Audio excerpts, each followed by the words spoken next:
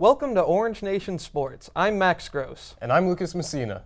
The weather is changing, leaves are falling, and that can only mean one thing. Fall sports season is in full swing. You're absolutely right, Max. And with fall comes the beloved sport of football.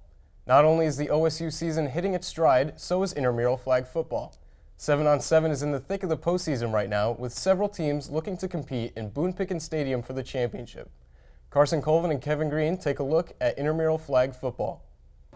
It's that time of year when you can hear flags being pulled and whistles being blown. That's right, flag football time of year. But the whistles you're hearing might be for different reasons, depending on the league you're watching. Well, the Co-Rec League has many different teams trying to employ different strategies. We'll see how that plays out heading into the playoffs. There's definitely a more laid-back atmosphere when the women are in there. It's definitely competitive still, though.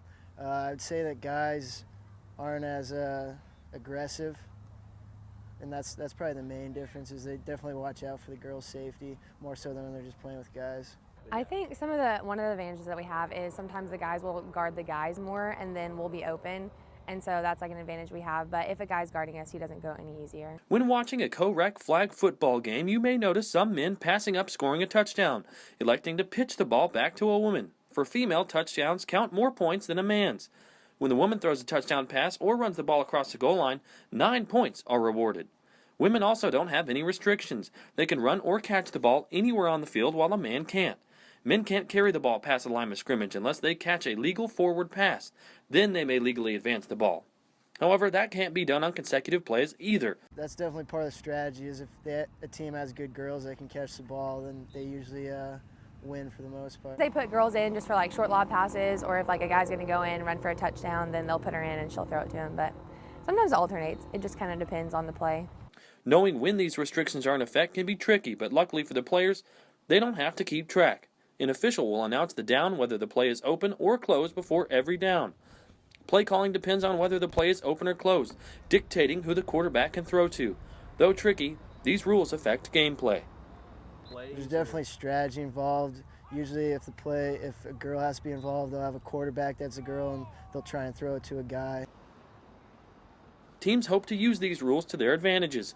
With playoffs winding up, good strategy will have to be a priority for these teams to advance.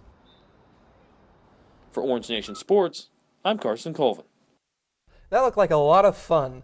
Especially with co-ed action, it's always a unique challenge when men and women take the field. To give us a little more insight on intramurals here at OSU, let's send it to Thomas Chapman, who sits down with Assistant Director of Rec Programs, Jason Linsenmeyer. Oklahoma State features 52 intramural sports. Every student participating pays a fee with their tuition. The big question is, where are those fees going? I sat down with Assistant Director of Recreational Programs, Jason Linsenmeyer, to find out. We get a allocation from the Student Government Association, SGA. It doesn't subsidize all of our intramural budget. We get some from forfeits, and then we also get some from the Maine Department of Wellness account. The majority of our budget is probably 85 to 90% goes to student payroll. The other portion of the money goes for equipment, goes for events like bowling and golf and or bubble soccer, things like that. So we do charge a small fee for those, but the fee that we charge doesn't cover the entirety of that. But we have a good sized budget, and we can do a lot. I'm Thomas Chapman. I'm here with Cameron Milam. He's a graduate assistant with the intramural sports, and we're going to learn a little bit more about the fees with the intramurals here at Oklahoma State. Cameron, if you could tell me a little bit about the fees here at Oklahoma State and whether they're fair or not to the students. Yeah, I think that the fees here are they're very fair for the students because they do offer it for the intramurals to be free for all the major team sports and small participation sports that are held here on campus. Whereas most universities, the intramural fees are separate to sign up your teams. I know specifically at schools that I have visited, intramural fees are anywhere from $40 to $55 for major team sports such as flag football and basketball, whereas here they're free. So by paying these fees and offering free intramurals, it definitely boosts our participation statistics. What is quite surprising is that for our student population size, we are one of the top intramural participation schools in the nation. rivaled around Ohio State as well. Ohio State is usually the top school, and we're quite often pretty close to them as well. Tell me a little bit about the outside sports that we're doing here at Oklahoma State, like bowling and bubble soccer and those kind of things that you do have to pay for. So there are a few that we have to pay for only whenever we contract from an outside source. So sports such as the golf tournaments, bubble soccer, laser tag, and bowling, because we do use an outside venue or bring in an outside contractor, we have to charge roughly, it's usually about $15 per person, just to kind of compensate for the costs that we'll be paying to bring that outside source in. Still not a lot for the students that want to participate in those sports, but it does help us even out in our budget from an intramural standpoint. Right. And what do you think would happen if we did start charging for sports like flag football and those regular intramurals lots of people participate in? That's been talked about from the higher ups in the wellness department as far as charging even a small amount, $10 or $20 for major sports or smaller sports. From what I have experienced, I don't think that it would deter many people from signing up for flag football. For instance, if you charge $20 per team, that's maybe $2, $3 a person to play flag football, since it's roughly 7 to 10 people on a team. So I don't think that would deter very many people, and it would also allow us to bring in some revenue to then make intramurals better.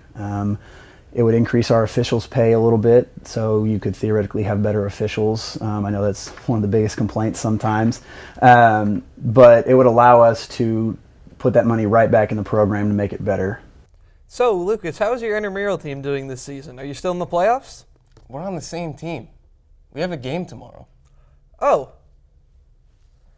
Homecoming festivities have begun, which means Football Frenzy wrapped up this past weekend.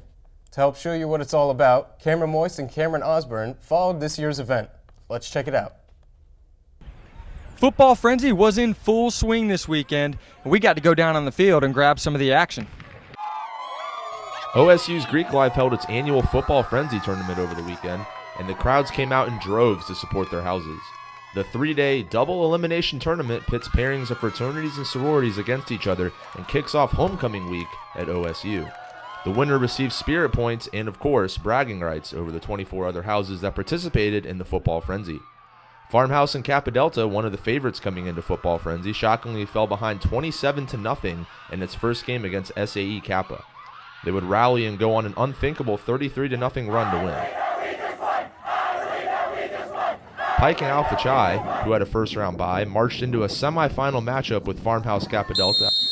In the semifinal game, Farmhouse Kappa Delta blew Pike and Alpha Chi out 25-0, earning a spot in the championship game. Little did they know that it would be a rematch with Pike Alpha Chi for the Football Frenzy Championship at Boone Pickens Stadium. Pike Alpha Chi jumped out to an early 10-0 lead after this acrobatic touchdown catch. Farmhouse Kappa Delta showed their will to win that was on display throughout the weekend by going on a 26-0 run to win the tournament.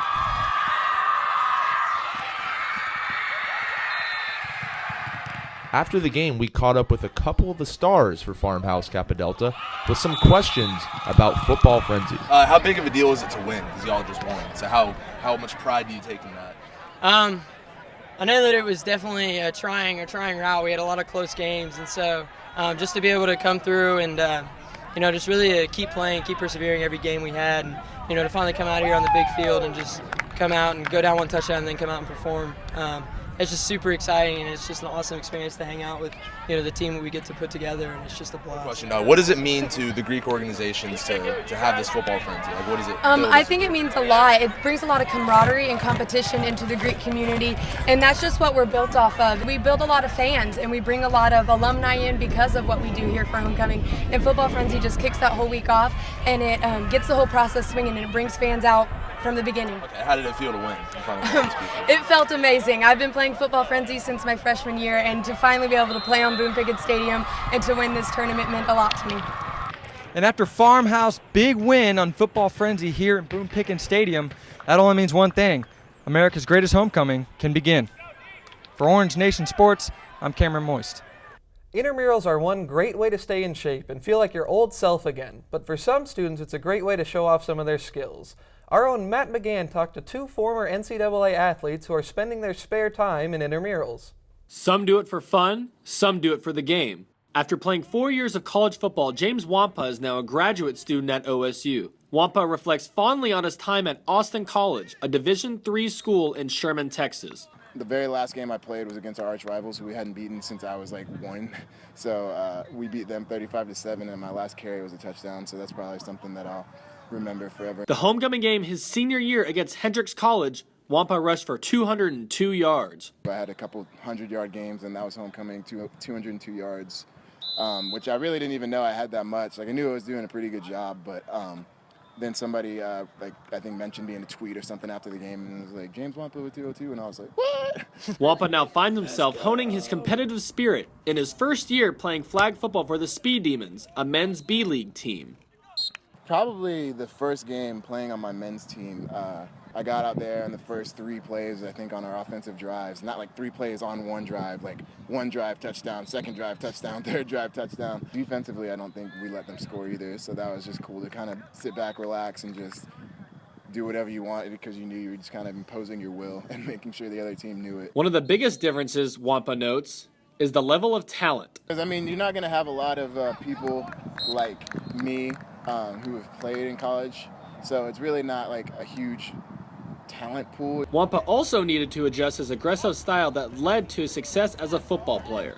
I mean, I don't really do it. I kind of get flagged for it, and so I'm just running in trying to make a play, and then I can't think on my feet fast enough to be like, oh, I gotta get these flags, instead of just like wrap the guy up or just run through the guy. So yeah, I would say for the majority of college athletes, it's you do have to find yourself easing off a little bit. Wampa and the Speed Demons lost in the round of 16 in the men's B-League playoffs. However, it's not the end for teammate Ronnie Richardson, who looks to continue his collegiate career by using intramurals to stay in game shape.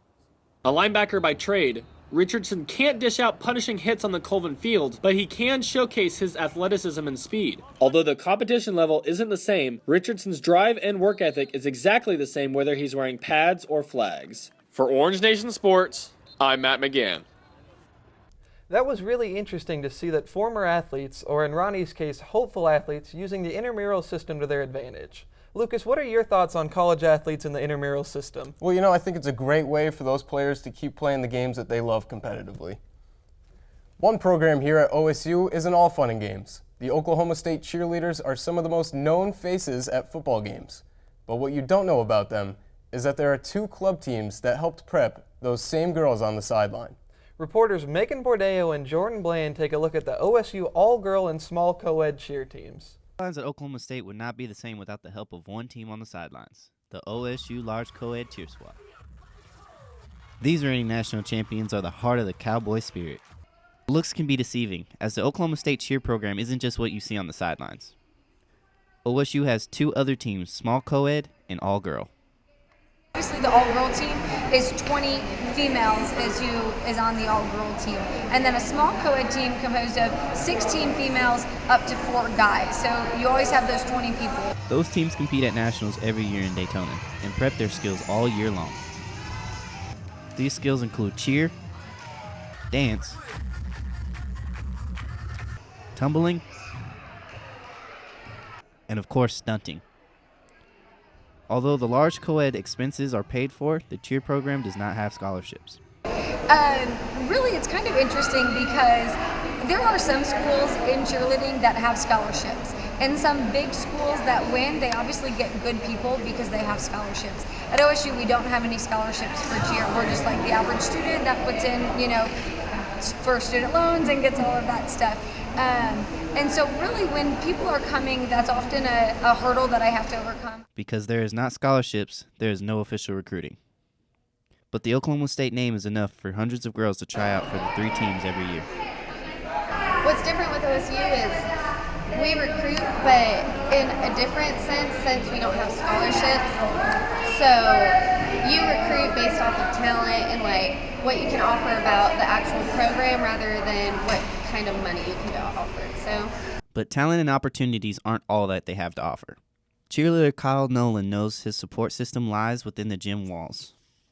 Like today, you guys kind of saw a little bit of it. Whenever we were just going through our routine and stuff, just everyone there together, like everyone wants the best for everyone. And just like they called it mat talk. Whenever we're like sitting there, like, come on, you got this. Like you land a pass and everyone goes crazy. Just kind of that family environment. For Orange Nation News, I'm Jordan Bland.